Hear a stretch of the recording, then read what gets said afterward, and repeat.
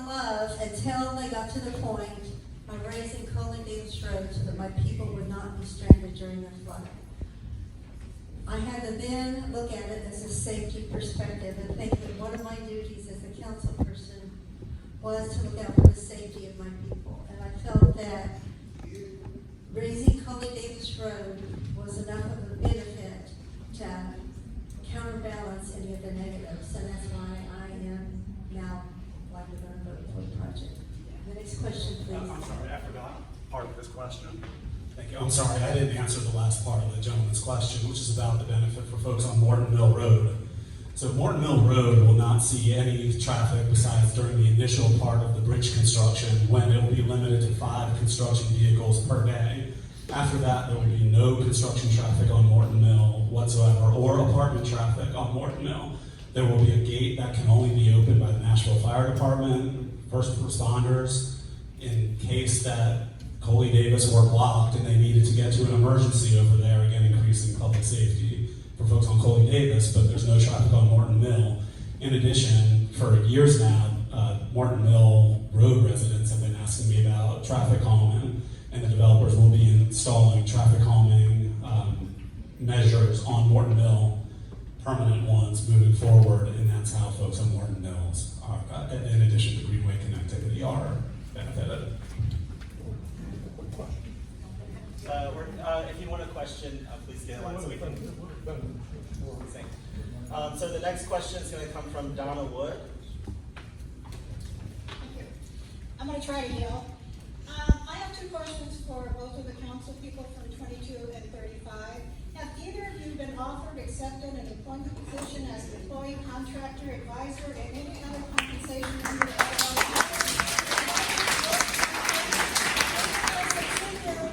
associates when you have current council membership, when you leave your current council membership in 2023? Or do you have any relationship with the property seller? Yes or no? No. Okay. Do you have any? No. Okay, now call her me. All right, if that's the case, if you both stated that you were supporting the Ariza project for the community, 95% of the residents in this room are your constituents and voted for you to be their representative in District 22 and 35. Your main job is to represent the people in your district's community. The people here tonight are the community and have strongly opposed the Ariza project. You are both in the minority of this community in support of this project. A developer from Texas that could not and did not vote for you. Why do you feel compelled to support something that is not a benefit to the community, but is a major financial gain for the Texas developer?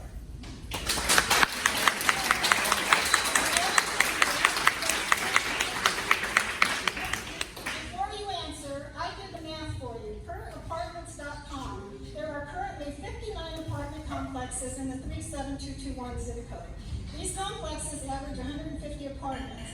That totals 8,850 apartments ranging from $1,800 to $5,200 a month. As of this week, there are 1,053 available apartments in our zip code. This does not include the complexes that do not advertise on apartment.com or are currently under construction. Bellevue 1 is not going bankrupt. We have almost 10,000 apartments currently in our zip code. Our traffic on Highway 70 is already extremely congested. Emergency services are stretched to the max, and crime is rising. So why are you really supporting this project for more unneeded apartments in the most inappropriate location possible in our community? I think both of you owe your constituents of these 2 districts and Bellevue community an explanation.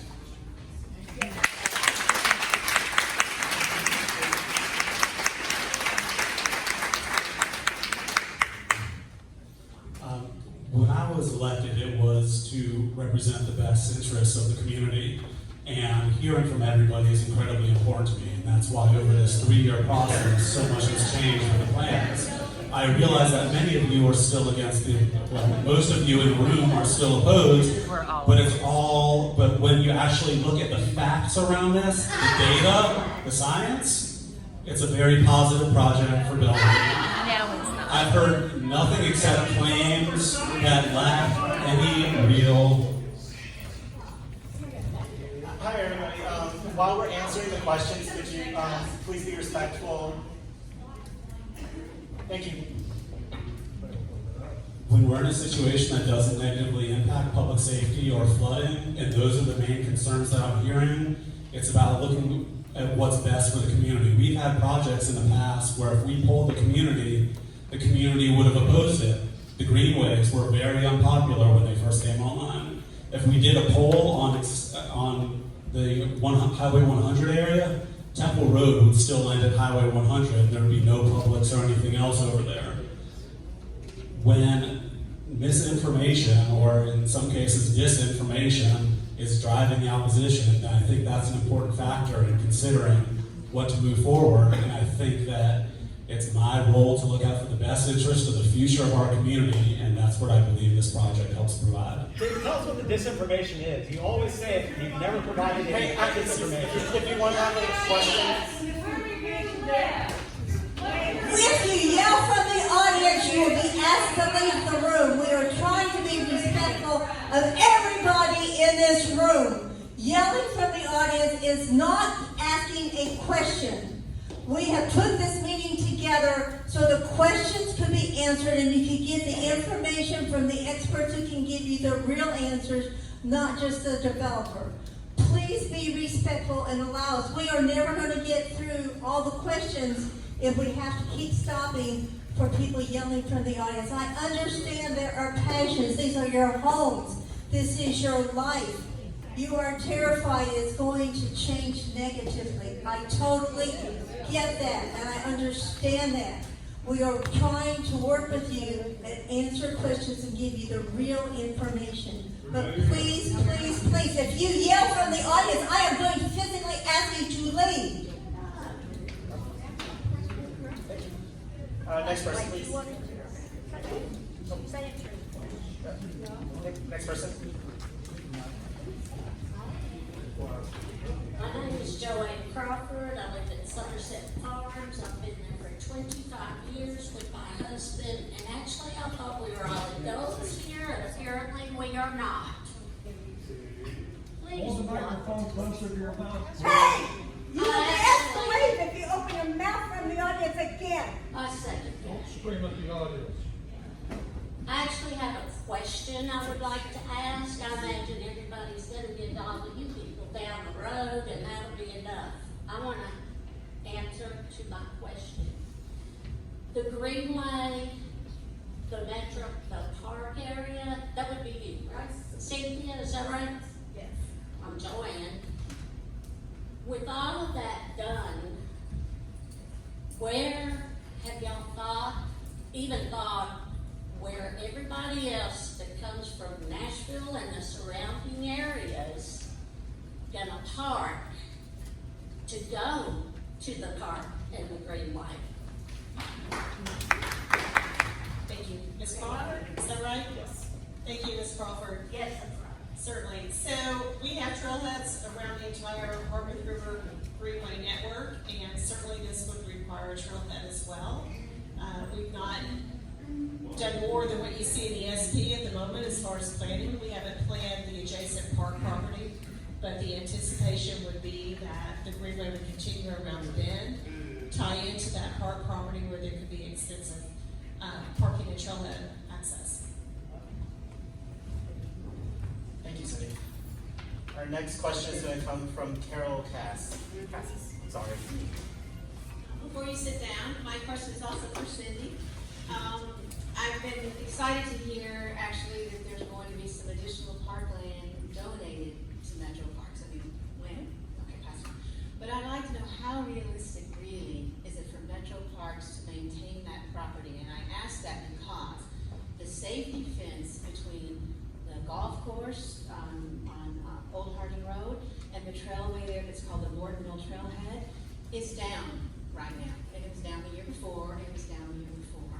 And I've placed multiple phone calls to Melissa Cantrell, and I've been in charge of the maintenance, and I've also sent her an email, and I haven't heard back.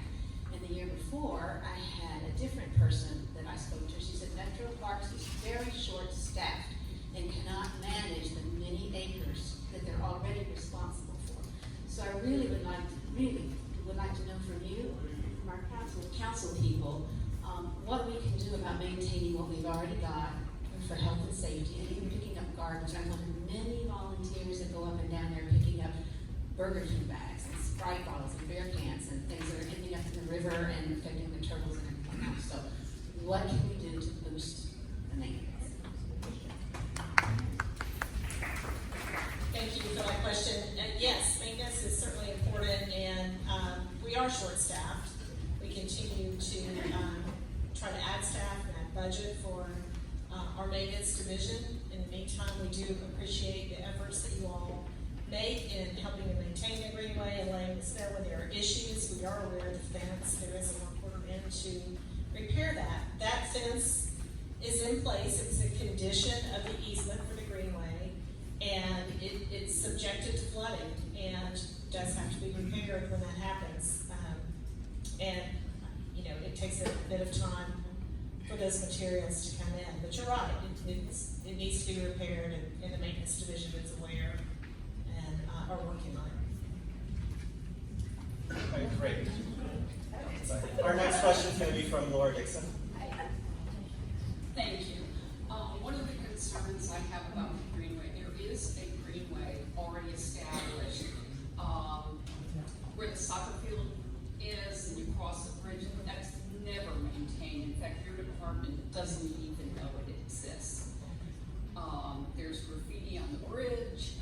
I personally have walked that trail just to cut all the over vegetation.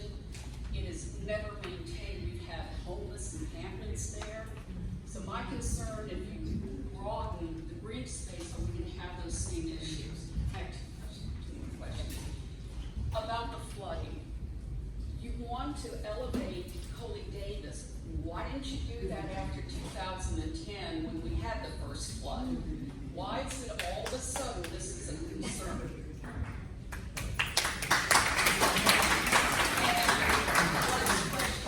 What kind of an environmental impact will all this construction have on the harbor? So we're going to get started with Cindy's question related to parks, and then we'll move on to NDOT and stormwater related to the flooding, and then I'm not sure who the best person to ask about environmental impact. Maybe stormwater. That might be. We'll have to get back to you on that one. But we'll start with Cindy.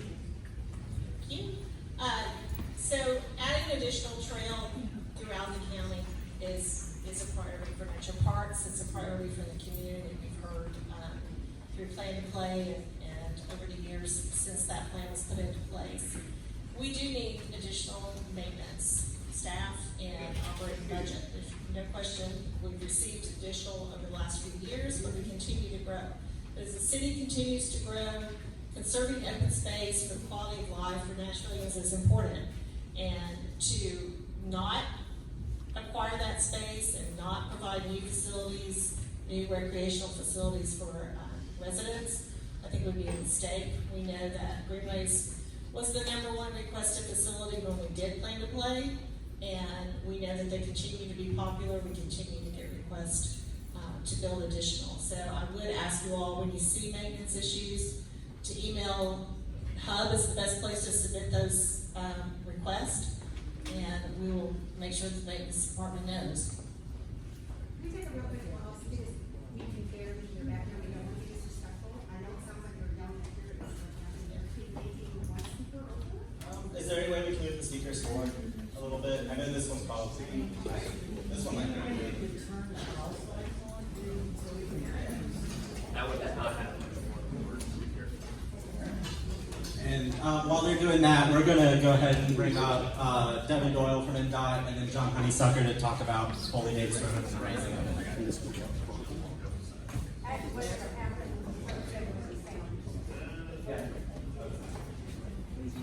I'll try to talk loud. I'm usually not accused of being a quiet person, so I'll do my best. I can't make promises for all the folks in the back. But, so I'm over at the Development Services team at NDOT. I did work for the Department of Public Works, which transitioned into NDOT during the 2010 flood. And there were Coley Davis was one of an absolute multitude of roadways that were impacted by that flood.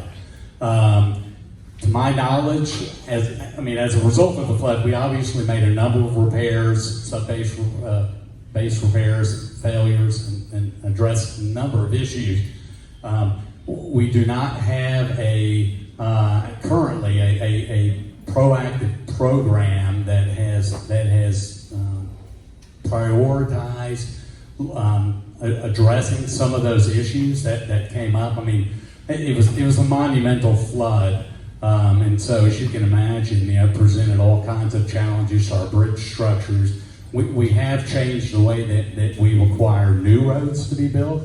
Even our under drain and a lot of our drainage infrastructure. It really is. It's a matter of budget and assigning dollars to it. So we do look for opportunities as development occurs to help improve situations that we know are issue and problem areas. And so Coley Davis is a known problem area under heavy rains and floods. And so that's why this has been elevated as part of this development plan.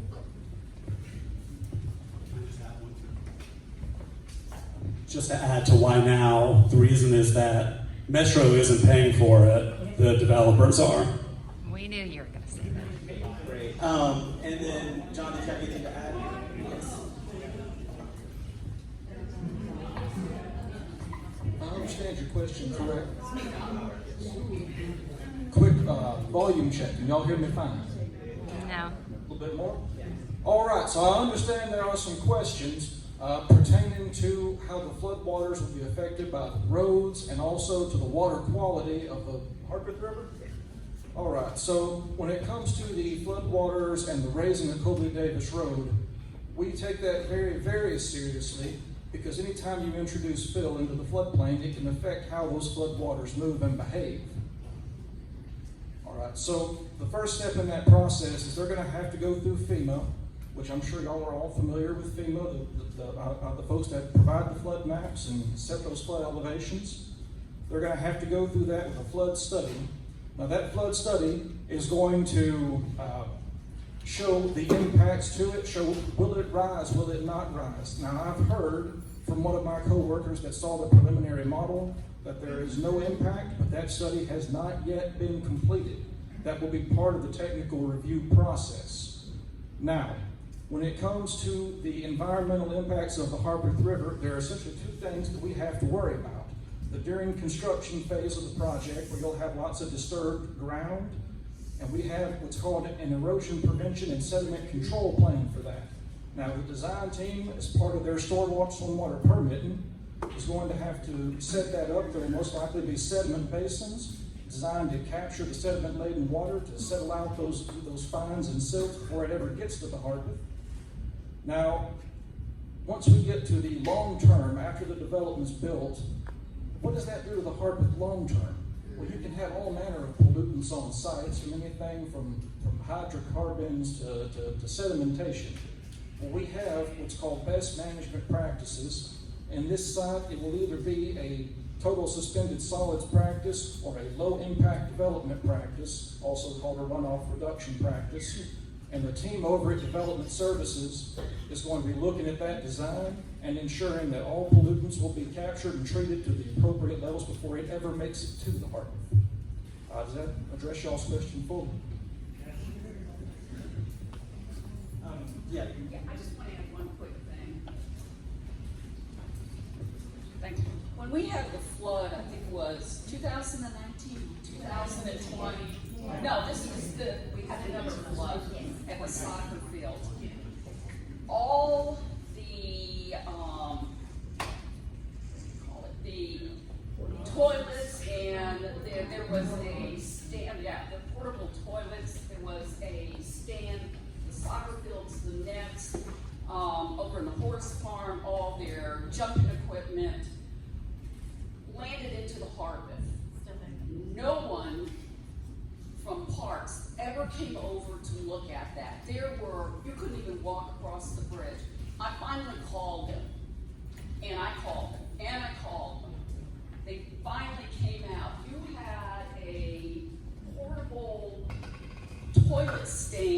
was in the river. Now, God knows what was in those toilets, but my point is that greenway, that area is never touched by the park system, never. And my concern too is if we already have homeless people there, are we gonna attract more? Yeah. Thank you.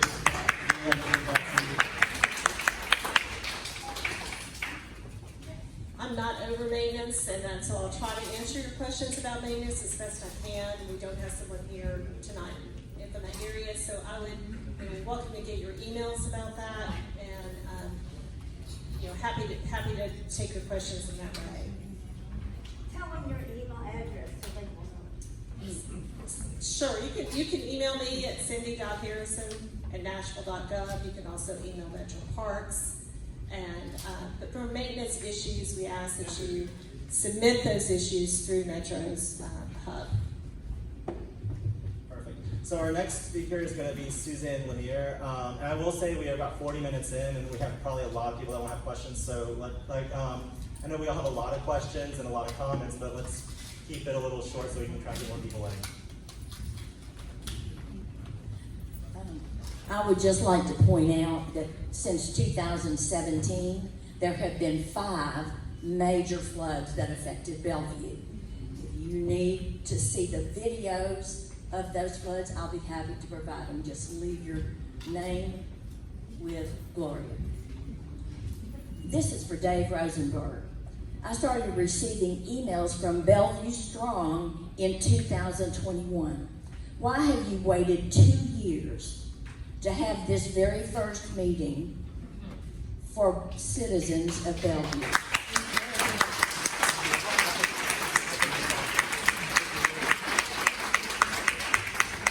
Well, I would challenge the premise of that question.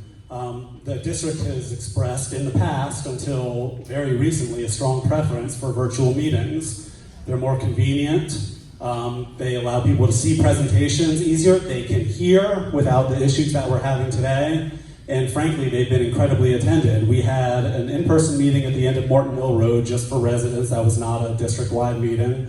And then there have been 3 virtual meetings that have been well publicized and well attended. It was only very recently that requests started coming in for an in-person meeting. Thank you. So our next question asker is Marty Qualls.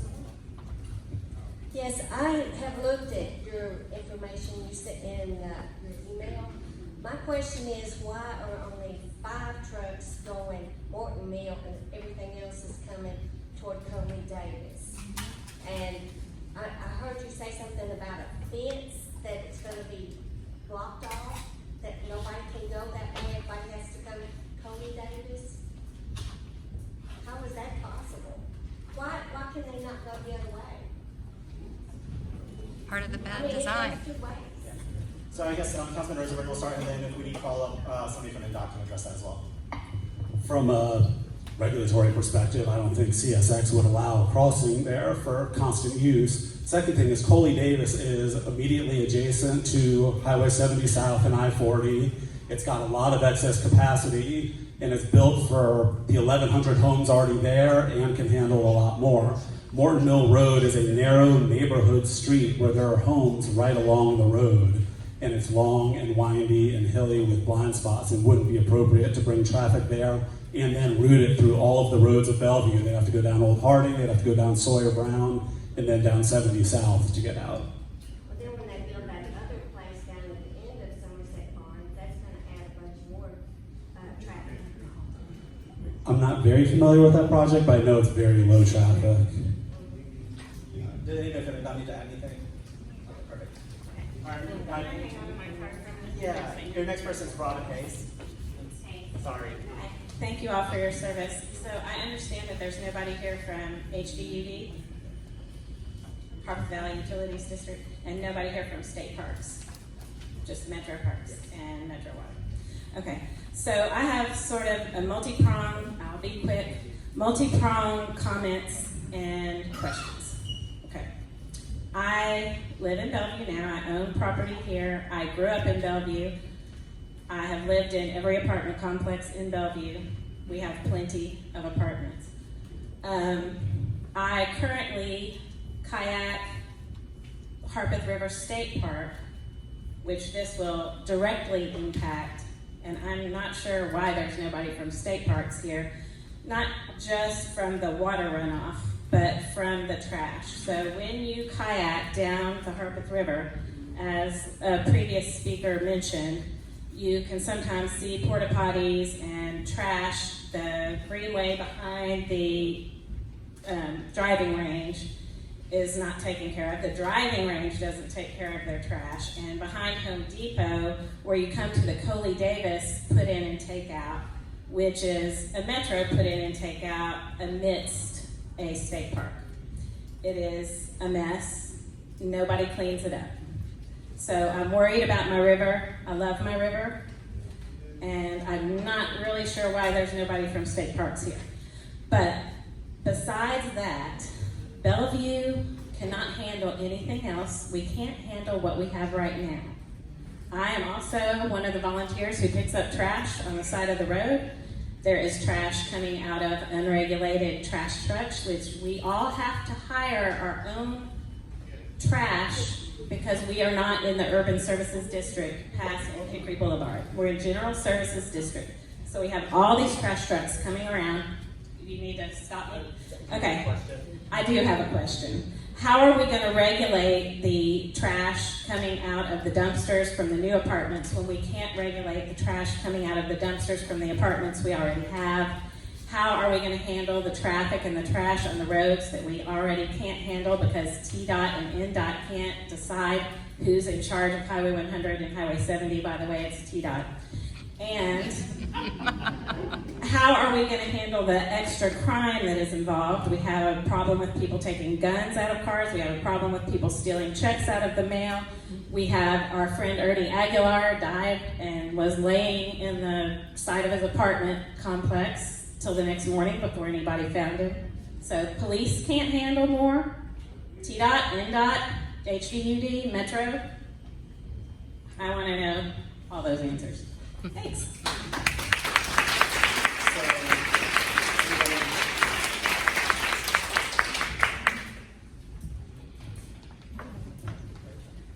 I mean, I'll just try to speak to traffic and transportation. So the city does have a major collector street plan that looks out at forecasted traffic volumes. It identifies needed right-of-ways, roadway improvements. That feeds into our capital improvement budget and then ultimately into our capital spending plan for improvements.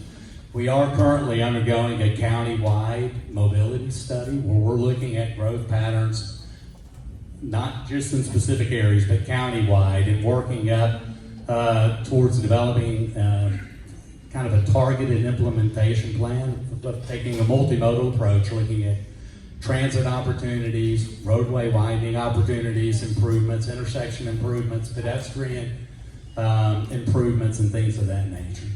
I have a follow-up for that. I need to ask you something about that. She was asking, I think her question was, what are we doing long-term to try and address mobility and transportation programs? Okay. But as far, I would like to know what the plan is now, but also, now that you mentioned the multimodal, we have a WeGo MTA bus stop right there involved in this project area. So wouldn't it be better if we had a way for the people to get from their spaces to the buses, like a walk path or a bike path or something, if we're trying to do that? And I'd have to lean on some of my staff. I believe a bike and pedestrian improvements are part of this plan. All along Coley Davis. Matt, do you want to answer that?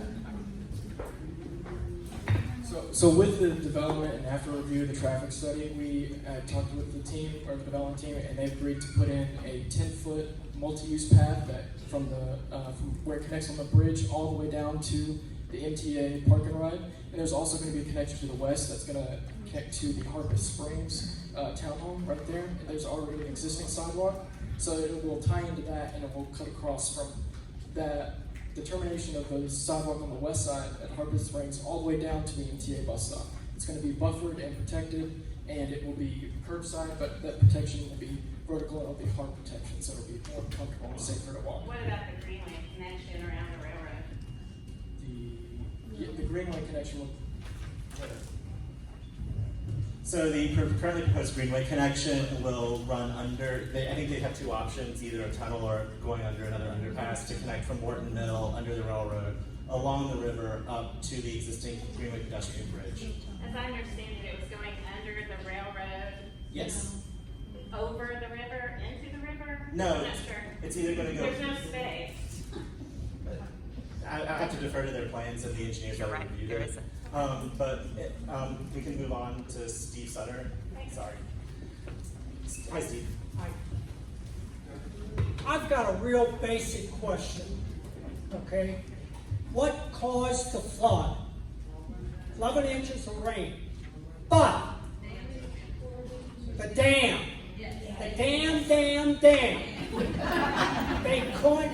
They had to let the water go because they were afraid the dam would break. My question is, what in the hell have we done in the last 13 years to get the Corps of Engineers to do their job? Strengthen the dam. Then these people don't get flooded. Who cares about Coley Davis? I lived down in Coley Davis. I spent a week while I couldn't get out. That's nothing to the people that got flooded. Dan, Gloria, what have you done? The contact. Hey, and one other question. I'd like to. I moved here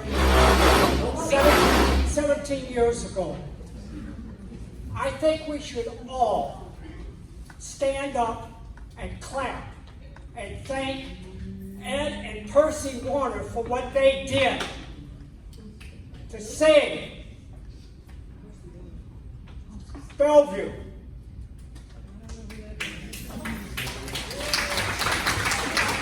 thank you.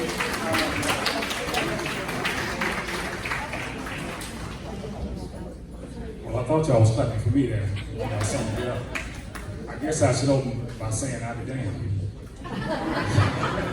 Since we're talking about a dam. Let me say what we've done with what Metro Water's doing with the Corps. Metro Water has taken a hard stance of working and partnering with the Corps. We don't have any jurisdiction over that, but what Metro Water does is consistently, we have a gentleman, Tom Palco, that is very active, and Roger Lindsay, who oversees that. They're very active in working with the Corps. Again, we don't control that, but we do partner with them and try to work with them on that. So your point is very valid, but we again don't have control over that, but we are staying in constant communication with the Corps and anything that goes on. For 13 years, and the dam isn't fixed? Well, like you said, I'd be damned. We're doing it. We're working hard to do that. 13 years, I would say you're a failure. I appreciate that. I appreciate your comments. Great. Our next question is coming from Robert. Hello, I'm Robert Worley. My yellow shirt, I guess you know that I'm here opposed to the project. Can you hear me okay? It's a little intimidating. I've been on that side of the fence before. I'm a landscape architect. I moved here in the late 70s. I live about a half mile from here, up in the hills. What I'm not hearing is more thought about Harpeth River as a total. You look at the Harpeth River as it meanders up to Bellevue. It's completely different in different parts of the city. Go down to Percy Warner. Believe it or not, the Harpeth runs through there, but it's the level of maintenance is a little better. There hasn't been any real forest management or any really management of the shoreline of the Harpeth River or any studies that are really broad and inclusive.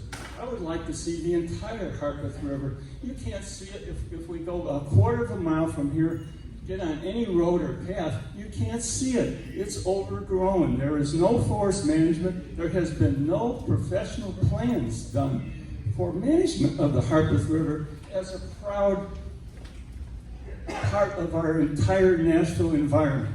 That's my message. And when I see all these folks here that are all engineers, us out in the audience, we feel intimidated, I must be honest, because what are we to say except our honest opinions about things? Thank you. And just so as a reminder, we've been here for about 50 minutes now, and we still have a lot of people, so let's try and dive straight to the question with maybe a brief context comment at the beginning, just so we can try and maximize the number of people. The next person is Mary Ann. Thank you. Hi, my name is Mary Ann Mize. I live right off of Morton Mill. Can you all hear me back there? Yep. So my question is very granular in scope, Morton Mill. Number one, regarding the granular detail of the plans. You've mentioned a couple of things, and it was calming. What do you mean by calming? And where is the granular detail in an email or overview, or how do you capture that information? If you want. So then, secondly, it's regarding the evaluation of the current structure of Morton Mill.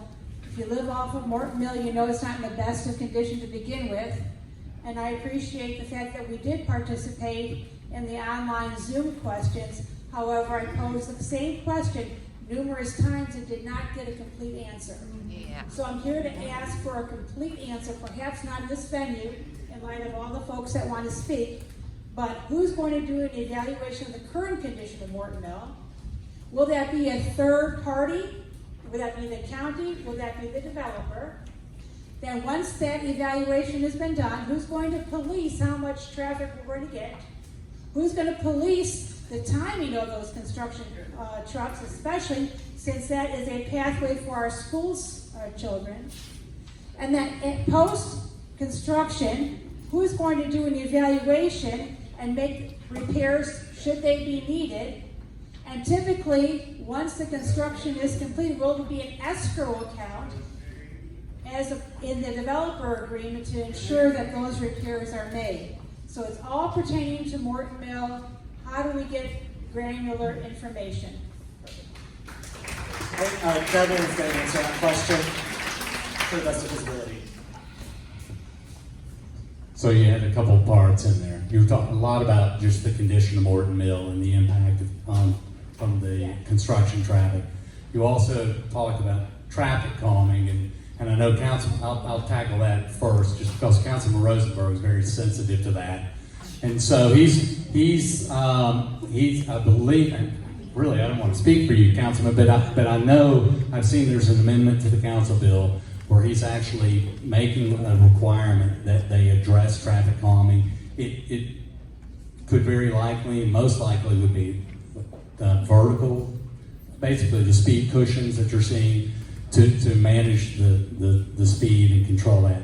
As it relates to the condition of Morton Mill Road, so the process, and again, I'm kind of diving into the world of our stormwater group because they manage grading permits. Grading permits are what gives the developer the authority to go in and start moving dirt and having to modify the site and things of that nature. So generally speaking, developers try to balance their cut and fill because it's more. I'm concerned with tonnage. Right. Well, I now they'd have to talk about, but I don't think they've gotten to that point. When you talk about the number of truck trips total, I don't believe they've gotten to that point. I'm getting out of my lane, but I will answer the part of the question that's in my lane, which is the condition of Morton Mill. So what NDOT has the authority to do, and we pick and choose because there are some roads that we know are in great condition. There are other roads that we know are not. And so we have the authority that as part of the grading permit to require an engineering technical report to analyze the condition of the existing roadway, the subbase, the integrity of the paving, to ensure that any damage is controlled. We can get before studies and after studies. We have the ability to require bonds as part of the grading permit. I hear ability, possibly. I'm wondering, what will the developer's agreement have specificity regarding regarding that process? Well, hearing the concerns, our process typically is that we will go back to our paving team manages the condition of the roadways. So they know the structural stability of the roadways and things like that. So we will work with our paving team to make an assessment to determine whether the concerns that you're having warrant addressing it the way that I just described. There's a process, and they will work through that process. And just to dive off on that, we can also add a condition in the bill that puts the onus on the developer to repair any damage done to Mortonville as a part of the But if you bill. don't have a base, if you don't have any evaluation at the start, and by a We third can party, require that. and an evaluation at the end, and by the time the end comes, the developer has sold his development and it's made his millions, where does the money come for those? What the condition would look like is we would require a condition study prior to getting a grading permit, and then we would require them to either bond or just sort of say prior to the use and occupancy permit, Mortonville will need to be repaid or repaired to the point of repairing any damage. And then the time and number of trucks, how is that going to be evaluated? So we're still working on that condition a little bit in the bill. Dave has brought that to our office, and our office has been working on that. We're trying to figure out a way to create something that's practical and enforceable that the community can participate in a way that's... Final question, where are we going to get the granular details? How can that be disseminated to the citizens? I will defer to the councilman on that. The details of what we're going to be able to put into the legislation, I'm hoping to be able to file it. I'm planning to file it as much as we can get done this weekend prior to the second reading of the bill, which is the public hearing next Thursday. Anything that's left over will have to happen before third reading. So everything is going to be locked up and disseminated prior to passage. How does that get to the citizens? I'll email it out, and I'm sure it'll be disseminated beyond that too. Our next person is Carol Childress. I'm Carol Childress, and I live in the independent living housing of Lakeshore on Coley Davis Road. Can you hear me? Yes. Okay. Excuse me. I understand that the residents of both districts should have had an opportunity a long time ago to meet with the planning staff. We have one person here now. I zoomed in, that was not afforded in District 22. I zoomed into your meeting, not intending to participate, but I can only imagine how frustrating that was for the residents in that district, and I thought it was very ineffective. Does the planning commissioners use the information that is given in the staff report heavily to make their decisions concerning this development? Yes or no? Yes. Then why? Coley Davis Road was mentioned as early as 2010 as having to be connected by a bridge to Coley Davis.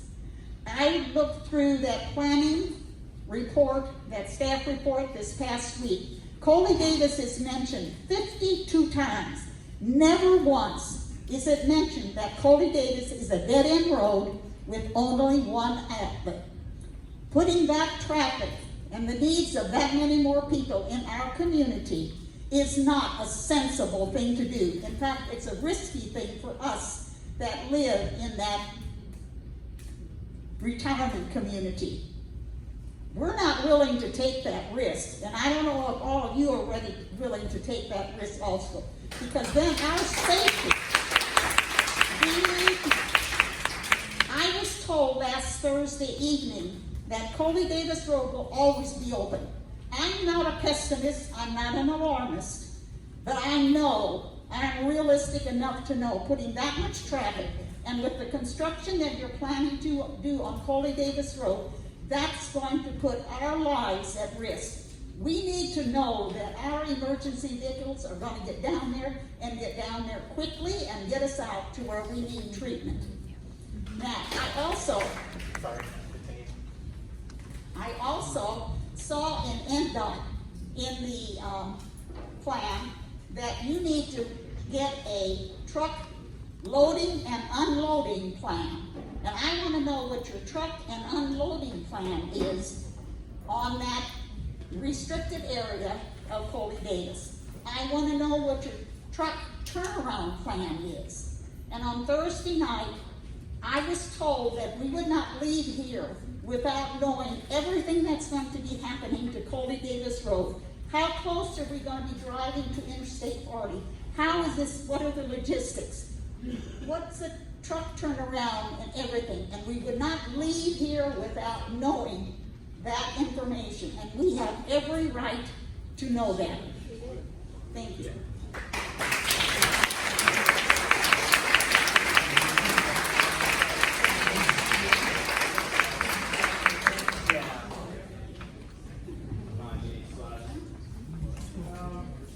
Let me see if I can do it, and then if we need slides, we can pull them up. Hello, good evening. Hopefully I'm talking loudly enough. My name is Brian Ralston. I'm with Benish. I'm part of the development team doing the engineering. I've looked at the maintenance of traffic as well as the flood study. And so with regard to the maintenance of traffic, which is how do we keep the road open, we have had multiple conversations with contractors and with NDOT to verify that it's feasible to leave 2 lanes open at all times. And some of the things that we have to do are we have to widen both directions. We have to widen towards I-40. However, to her point, we do not get on TDOT right-of-way. We do not come any closer to TDOT right-of-way than their fence allows us to. They just wouldn't let us do it, and NDOT will hold me to that. They're not going to let us get onto their area. With regard to, did I get everything?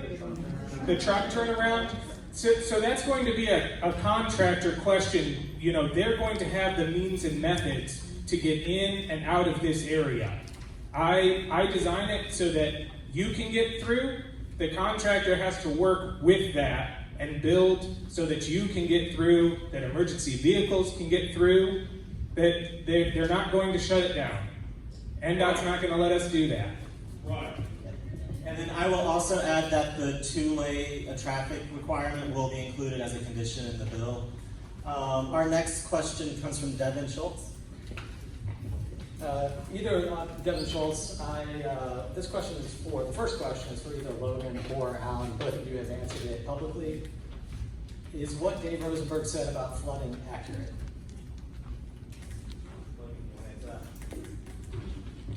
Could you clarify? He said in his email, he's reiterated tonight, I'll quote it from his email, that exactly. There will be no impact to flooding anywhere. Is that an accurate statement?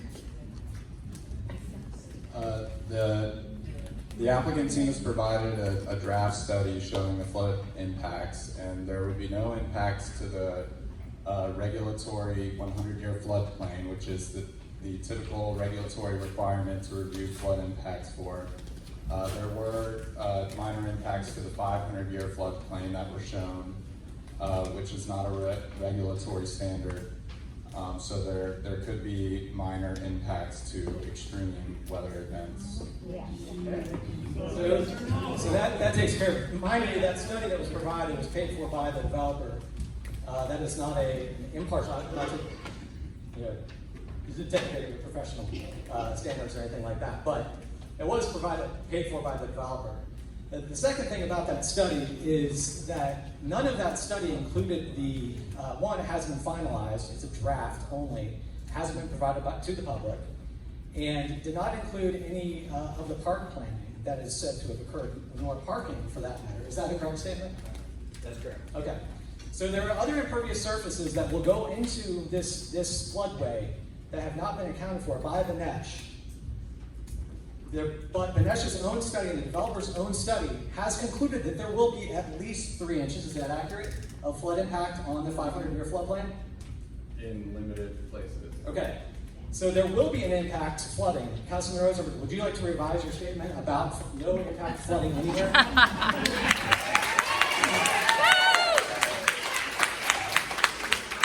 That's fair, and if you want to look at 3 inches as a maximum effect in a 2010 situation, yes, There will not be a flood in any of the other floods we're talking about, 2017, 2020, 2021, zero impact. Upstream, River Plantation, zero. I live downstream. I had water in my front yard in 2010 and 150 homes in my neighborhood flooded, and I'm confident that this will have no impact moving forward. No impact. I'm confident that nobody's home will flood that would not have flooded. Will you add an amendment to your bill that says no dirt will be moved, no construction permits will be issued, no building, if the study concludes that unless the study concludes that there is zero impact to either the 100 or the 500 year floodplain? Will you add that amendment to your bill? No, but I will go with the limitations that we have now. Which are what? What are the limitations? The development would not be allowed to modify the impacts of a 100-year flood event. That is a standard requirement of the development project. That's just the first one. How many questions do you have? I think I've got a couple. Okay. Can you speak up a little bit? Sorry, and I apologize, but I think this is progress. Councilman Rosenberg, you are aware that there are some property rights questions relating to the easement with respect to the greenway, as well as access to the for construction. Will you amend your legislation to require that there will be no building permits as opposed to an occupancy permit? Will you amend your bill to include that there will be no building permits and no dirt moved until those legal issues are fully and finally settled in the courts of law? I would say as long as there's some sort of injunction or something that says that they cannot move forward, that's fine. But no, if you drag this out for 20 years using whatever tactics, no, I would not do that.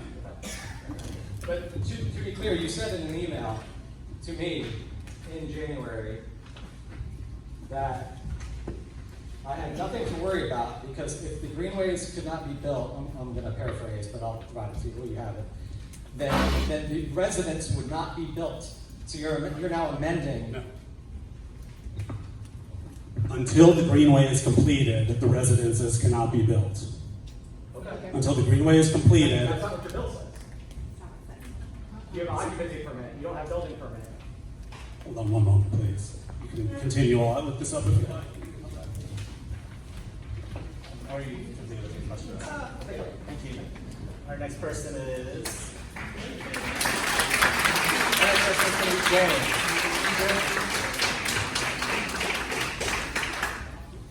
I'm James, I live in Bellevue. Is this phone working or microphone? Yeah, Hold it up. Closer to my mouth. If you look out the windows over here, you can see what's left of the trees in Bellevue in this section. Most of them are gone. It's one big shopping center, nothing but asphalt. From here to the river. To the river, where people die. We've had 10 people dead in a flood that shouldn't have happened. I agree with the dam, by the way. But nobody agreed to understand why 10 people had to die, except in the dark. We're all scared. We drive cars where they shouldn't be. We get swept away. And what do you think is going to happen when you put 400 apartments next to that river? And you have children running along the banks of a river who are as stupid as I, when I was a young boy. Boys die faster than girls, by the way. It's a brain thing. But they end up being swept away and you won't find your body in front of it. It's going to be 6 miles down the road. And this happens every day in this country. And we need to stop it. We need to stop it and stop it now before it gets any further. And we're not alone. One of the bigger concerns that I have about the whole project, besides the overall safety of it, if they love the project, find a place to put it that isn't so risky to our children. It just is too risky. Everything about it. And it's your children, it's your grandchildren, it's a call in the middle of the day or the night. And you say, well, I remember the meetings, everybody had these engineering meetings, and I appreciate the engineers being here. One of the things I have about the engineers is that you're bright, you're educated, and you care a lot about what's going on, but you can't tell me what's going to happen, whether it's 3 inches, or what's going to happen when the dam breaks. Or do you know that in addition to this room right here, there are thousands and thousands of people in this area that live out here that are involved with groups like Friends of Warner Park. We all know them. They have over 3,000 volunteers that care about that park. That park is regulated tough. It's on purpose. They don't want the government or politics getting involved with quality of life, and they make sure it sticks, and it sticks well. Okay? Do you know right now they're working their tails off with a collaboration with the Cumberland Compact. Cumberland Compact, along with the Friends of Warner Park, along with Metro Stormwater, along with Metro Parks, are spending millions and millions of dollars. Do you know what they're doing with it? Clearing everything out of the way of that river. Everything they can find is being pulled out, and every piece of asphalt's gone. Go drive over there and look. Every piece of asphalt's gone, concrete's gone, the pavilions are gone. They're trying to protect the river, and they're going to replant it and retreat it and do everything they can, but it's being swept clean of everything that could possibly be more damaging to our river, which one of the gentlemen talked about. We need to get into environmental. That's what's going to draw the country for us. And when I think about what's going on, while we're doing that, and these groups of thousands of people and millions of dollars, right down the river, literally, we have a proposal that came from an agricultural zoning, somehow ended up here with a high density zoning permit to be filed, and we're doing just the opposite of what they want to do here. I'm closing with this comment, sir. One of the board members I've asked to show up tonight is here in the room. He works with part of the board with the Friends of Warner Park. He happens to also be a new mayoral candidate. But if you want to know, Jim Gingrich is right there. Shake his hand while he's here. Whether you like him or not, I promise you this, you won't find a stronger environmental guy and a stronger guy otherwise. But he's here to talk if you ever want to know about Warner Parks. My question is, are you prepared to stop it? Not modify it, stop it. We're trying to. Devin's last question. Yes, there will be a condition in the legislation that says the greenway has to be completed before any building permits can be issued on the buildings. So our next question is going to come from Laura, and just real quick, we're now at about 7:15. I think they kick us out at 8. And we got to be out of the building. We got to be out of the building at 8, so we probably have about like maybe 40 minutes more questions. So let's keep the questions, please.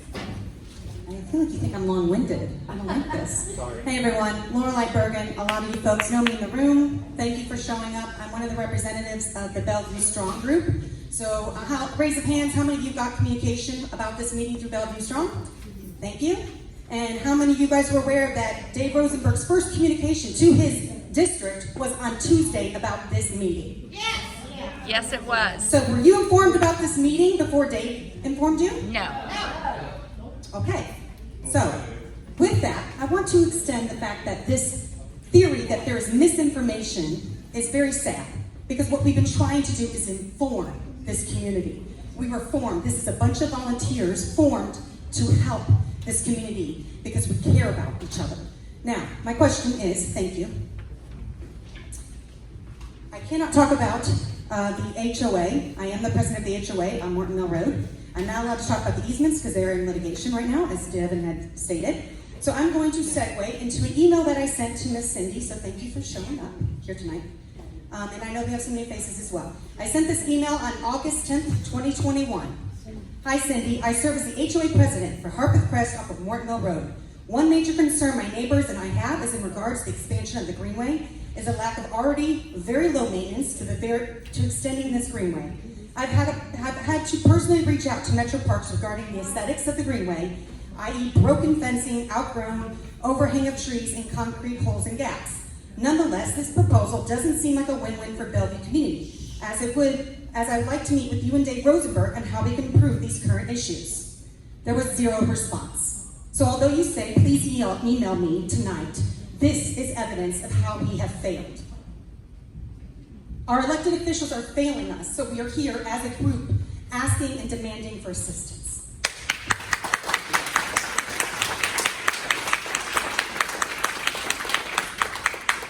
If I missed your email, I am certainly sorry about that, but we do want you to email Hub, and there will be a record of any maintenance issues. We ask you to do that, so it gets directed to the maintenance department.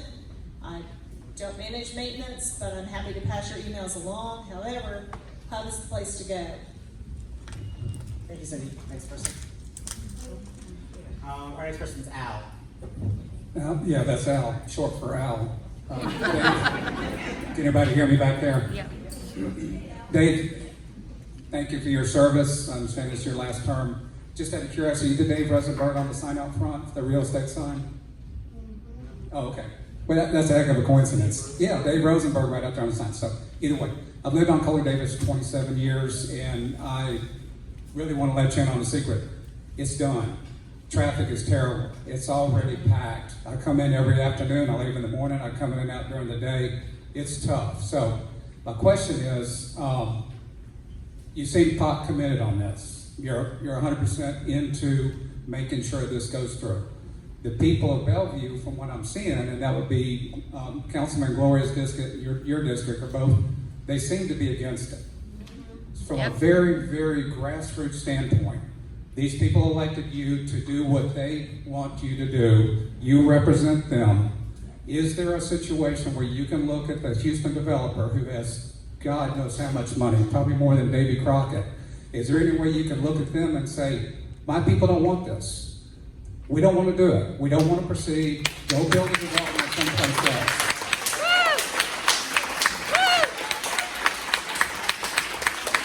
And to finish the question, please tell us what you would lose if you tell them no. Is this on? Sorry. So yes, I could tell them that. I mean, no offense, but I'll never see them again after it, and they're not going to be parts of my life after this, so that would not be a problem. Tell them no now. However, I was elected not to answer to whatever the majority on a particular issue is, especially those folks who are most inclined to be vocal, but to do what I feel is best for the future of our community, and that's what I'm doing. What I would lose if I told them to go away is a lot of headaches and sleepless nights, and most importantly, what I think is best for the future of the community. So do it. Please be respectful, everybody. Our next person. Our next person is Shirley. Hi, I'm Shirley. I'm a longtime Bellevue resident since the 80s. Can you hear? Okay, I'll work this microphone. I've lived for many years about 1,000 yards that way. And many of you were probably here when the One Bellevue Place development. I went to a community meeting with about 1,000 people over at the church over there at Cross Point, and council people and whatnot.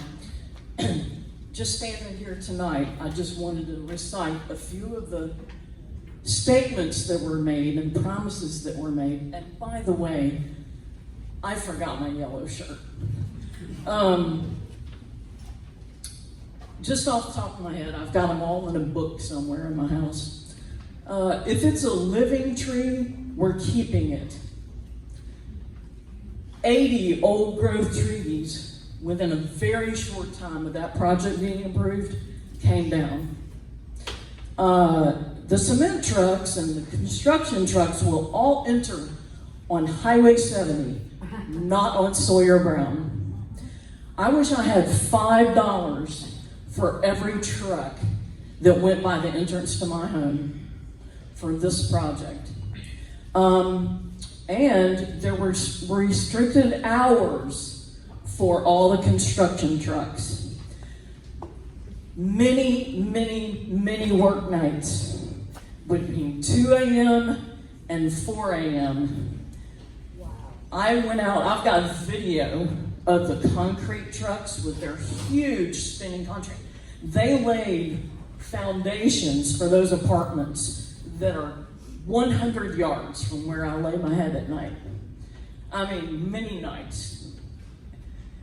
This is one. I've been a road cyclist in Nashville since 1981. It's the main reason I moved to Bellevue in the 80s. We're going to have a perimeter bikeway and greenway around this entire project. These are all promises made by the developer, and I do have a question. Okay, I've got a few more, but here's my question. Did the traffic study take into account the new high school opening in August?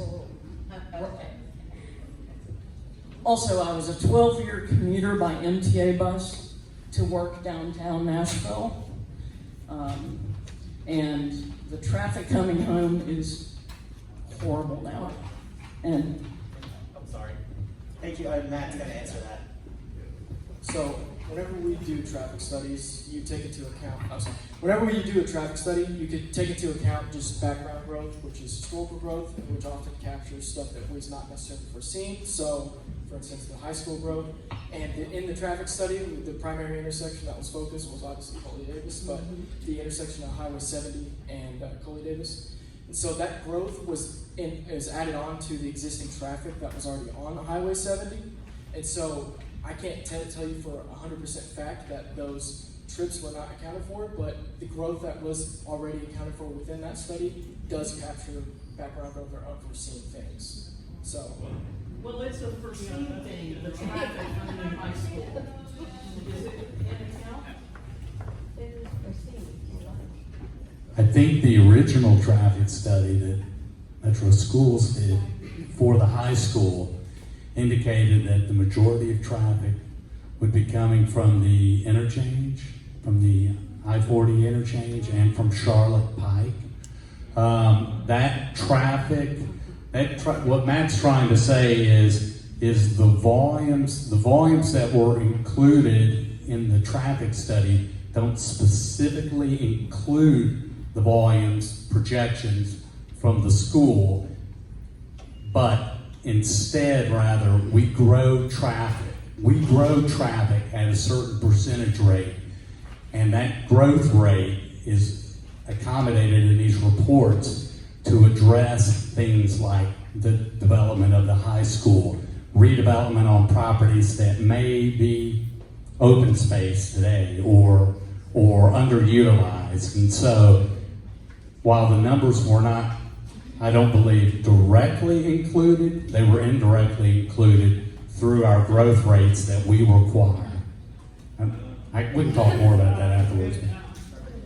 Thank you so much. Next person. So our next person is going to be Nancy. Real quick, we have about 15-ish minutes left before we have to start wrapping up. So again, please be brief. I'm Nancy Amons. I've lived in Bellevue on Beach Bend Drive for about 30 years. First of all, thank you. Thank you to all the Metro employees who are no doubt putting in a long day to help people understand and answer questions. In the 2010 flood, 3 of my neighbors died. They drowned. I'm thinking that at the time, the next year, Metro Council did something to set aside some land around this area to help prevent flooding in the future. Can you remember what that was, and how that change is impacted by this development? My second question is for Dave. Dave, why would you bring this to Metro Council now instead of waiting till the planning department finishes its work?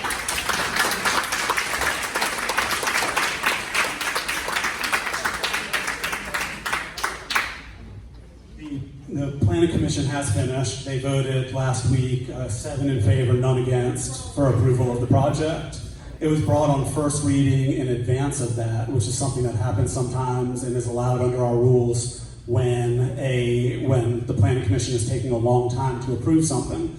Planning ran into an issue where they were not able to get quorum at a lot of their meetings, so they were only able to vote on this. So it was delayed. So I brought it to ensure that this wouldn't be an August public hearing right in the middle of the election.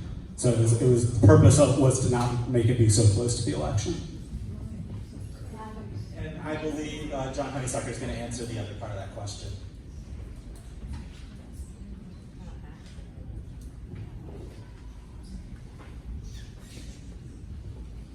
Nancy, it's good to see you. I will check on that because I'm not going to get up here and guess and just say anything just to be saying it. So please allow me, if you don't mind, I'll research that information for you, and we can get that to the council office, and we will get that response back to you as soon as possible. I do apologize, I'm not familiar with that, my team, we're not familiar. Thank you. Our next person is going to be Paige Coy. Thank you guys for being here. If this has already been asked, I apologize, I came straight from the airport, but my question is, can we get an update on where CSX, the feasibility study, stands, and if there are any other feasibility studies standing in the way? Because if they say no, all of this is moot. Yes, the zoning is hinged on CSX approving the Greenway crossing as a requirement of this project. And the latest update that we got was recently in the last few weeks, CSX provided an updated letter indicating that they've reviewed the SP plans, which include two options for crossing the CSX line with the Greenway. One would be a tunnel option, the other would be an underpass under the railroad bridge. And they've confirmed that both of these are potentially workable options and that they just need to see engineered plans. So my follow-up is, when can we expect a solid answer from CSX? CSX will not be able to confirm that a plan is approvable by them until they see fully engineered documents, and those will probably not be prepared until the owner and developer is ready to move forward with the construction of the project. When would that be? That would be after the passage of the rezoning and after the final SP has been processed by planning. So our next person, Laura. Thank you all for coming out. I know it's a long day for you all. And folks in yellow, I'm on your side. I'm a longtime Bellevue resident. And I'm a songwriter, so my thoughts come more in music and words. And I just want to say, it occurred to me, the big news event of the submersible. We have a rich man with a dream, okay? He is willing to take risks, and he's willing to take risks at the risk of other people's lives. When he knew there was a problem, he said, I don't care. I'm a risk taker, and I'm gonna take those risks. And those people got on that submarine, and they never, well, we all know how that journey ended. And I feel right now that we are on the submersible called Ariza. Ladies and gentlemen, we're being herded onto it. We do not want a day we never have. You just did a fast one on us at the council. And if they would have voted, I was there, if they would have voted for the Bellevue Community Plan, do you know that that is so important to us? We actually put that together so that these sorts of developments would not happen. It's to protect us.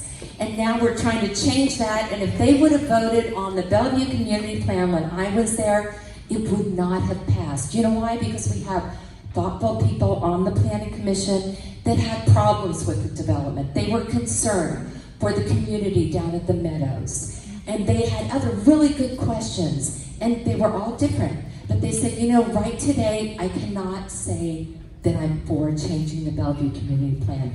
And yet, they didn't vote on it, and yet you went and did a runaround and you pushed stuff through before the election. You are not representing us. I'm sorry. Thank you.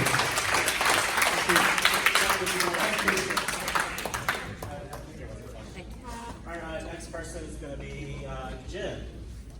Thank you. I have three very quick questions. First question is for planning folks, and this picks up on a broader theme, and it's very good to see so many of the people we've interacted with, maybe by email and things like that, but we haven't had the in-person interactions. And this is a concern more broadly, I guess, about public participation. I've heard it said that we're here tonight to hear information from you, but I think it's very important that you hear information from us too. We have opportunities for public participation. In the planning process, we made a dramatic and major change to our community plan. We did not have an in-person meeting with planning staff in the Bellevue community.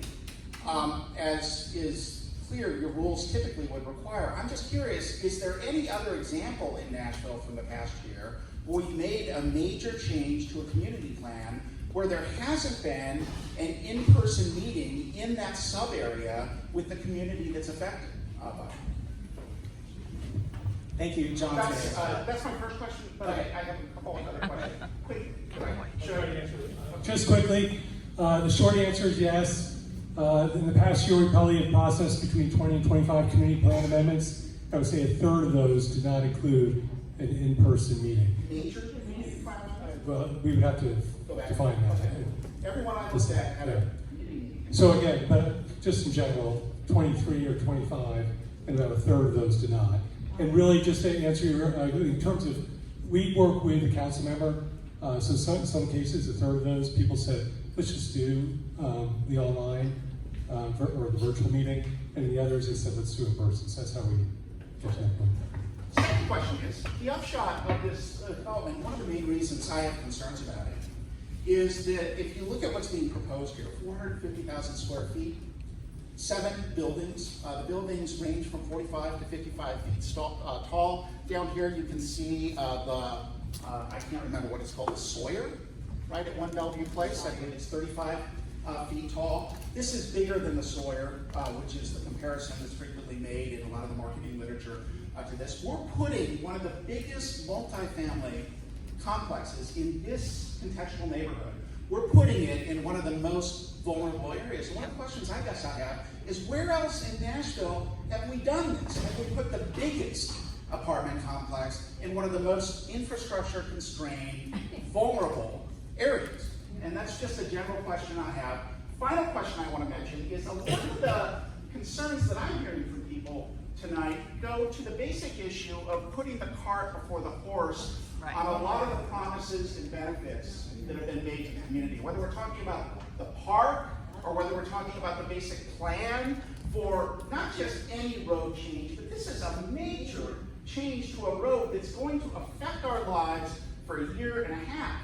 And having some sort of comprehensive planning approach where we approach those issues from the outset, I think, would be very important, especially since this project is being presented as a public-private partnership. Ultimately, I don't know what Metro is doing other than all the permitting that you guys work hard to do. That's part of our jobs. We do that for every project. And deregulating zoning.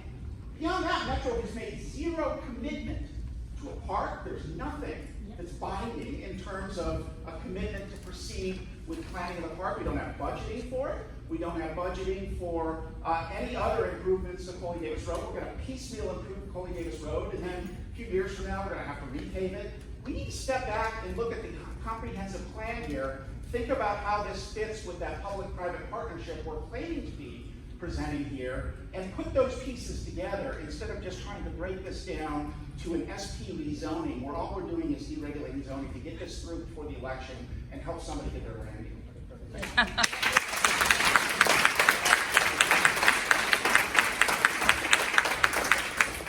So concerning the building heights of the project, there are 2 4-story buildings that are proposed, and the policy that was applied to the site, which is basically the long-range plan for the site, is suburban neighborhood evolving. That's what the Planning Commission adopted with the supplemental policy, tying that policy to infrastructure improvements to the site.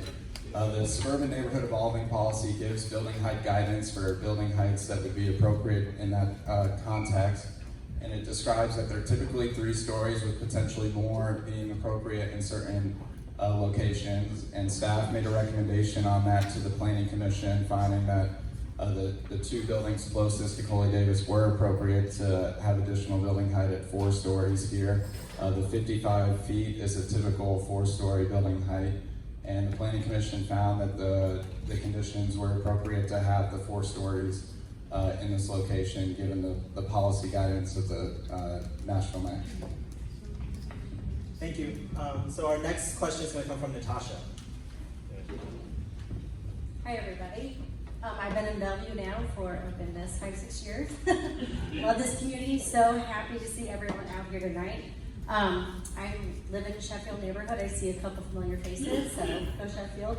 But I'm really here because I have been a part of this ongoing project for years, unfortunately, since the first instance when a mailer went out to my sister in her neighborhood that was not dated correctly and it wasn't within the time length of them being notified.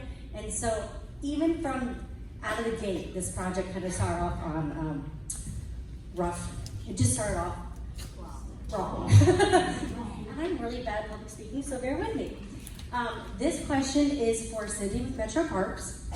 In regards to the existing greenway of the Morton Mill Road, what kind of precedents are you setting when you are enforcing existing land agreements and access contracts to be completely disregarded when pushing for an extension that was not agreed upon by the HOA, that did not deed the land, but was granted access? Thank you, Natasha. And Metro has an easement agreement or an easement on that property where the Morton Mill Greenway terminates. Is that the area that you're talking about? Yes, but they don't own it. We don't own it. No, we have an easement agreement. which Sorry, allows us- sorry. There you go. No. There you go. Let's comments. You don't have an easement agreement. Sorry. Is there just can you provide proof of that agreement to the public? We have an easement, and I understand that's in litigation. So, What does that mean? Yeah. The easement can be seen on parcel viewer by looking at the plat of the property. And Metro Legal reviewed the easement and found it to be sufficient in the typical way that greenways are built in Nashville. But can we just use common language now? So, in maps and in visuals, it may show that, but in writing, what are the actual words? Because if you're setting a precedence where Metro Parks can come in and they can just take off, chunks of people's neighborhoods, I have a concern with that. So Metro Parks does not take land. We don't use eminent domain. We don't take people's land.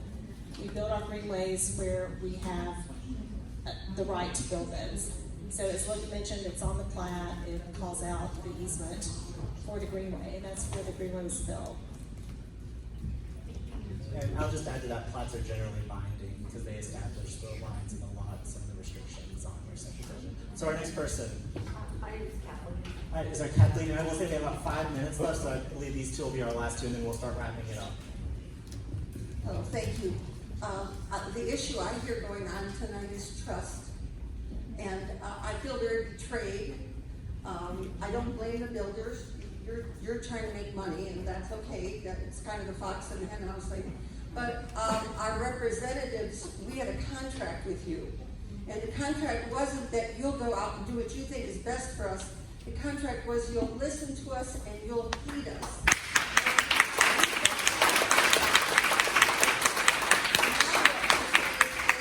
Now that you've broken contract and we can't trust you anymore, you guys, I don't blame you a bit. You're just earning a living, you're doing your job, and we don't blame you. But who's going to protect us? Nobody. Who's going to protect any of us? How about you guys? You think you're safe now? You think you're safe now? You think nobody can do this to you? Even in Texas, you think you're safe? Once you break these kind of contracts, none of us is safe. And I'm not saying do something noble for us poor old characters in Bellevue. Do this for yourself. Make sure you're safe, that your contracts are respected, that your rights are respected. This is America, last time I checked. So thank you.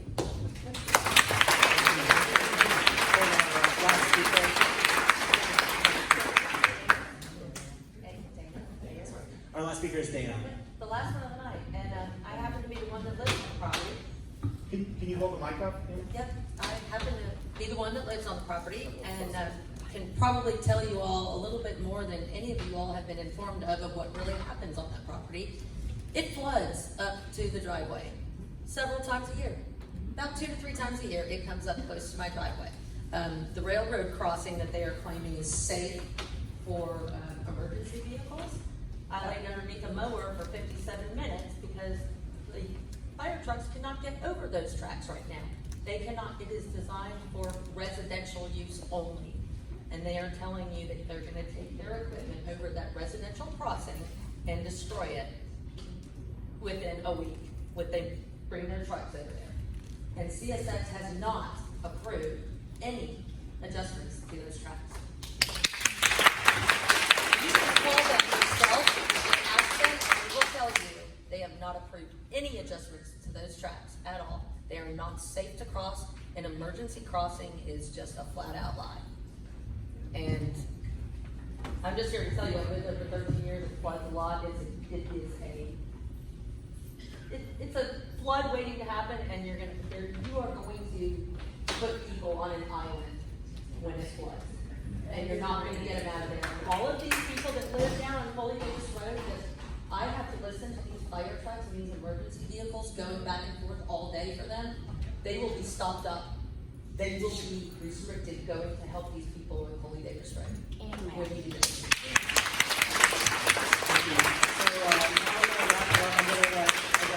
Gloria and Dave say some closing remarks, and I guess if the developer has anything to add, I'll hand it back over to Gloria now.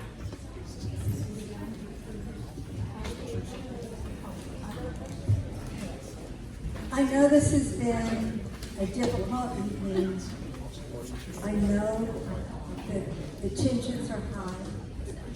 I did want to make sure at least you had an opportunity to hear from the experts in the field. Is there anything that planning or NDOT or water or parks would like to add to these folks? I want to give you an opportunity to make any comments or summaries that any of you have.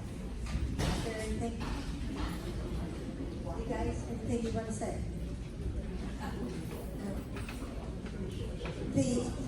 And what, Alan, are you guys going to be responding to the people who ask questions or not? That's just for record. Okay. Could we thank Gloria and Dave for this? Thank you.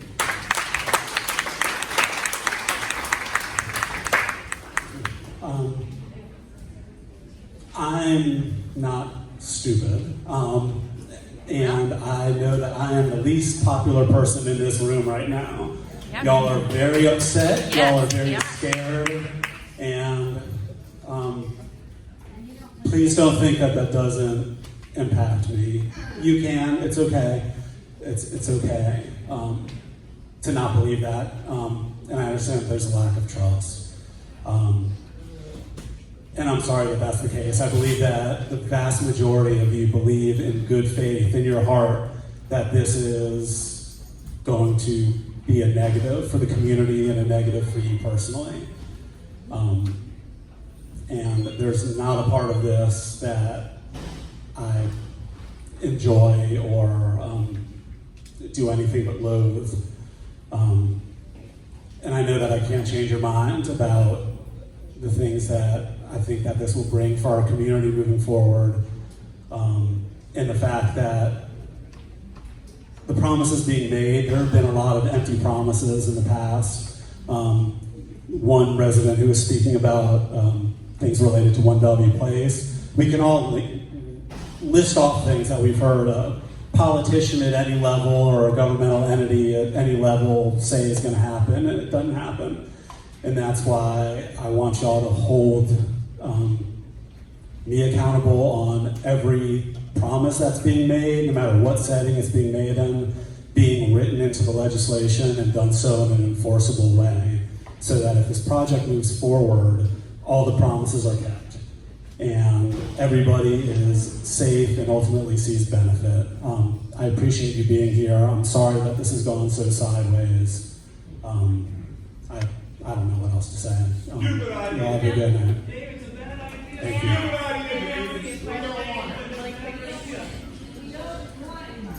Would you mind at least just mentioning a couple of the things that you think are a benefit for the community? We're done. Because I didn't hear any of those. The greenway access, the additional space for sports fields, hopefully, the raising of Holy Davis above level.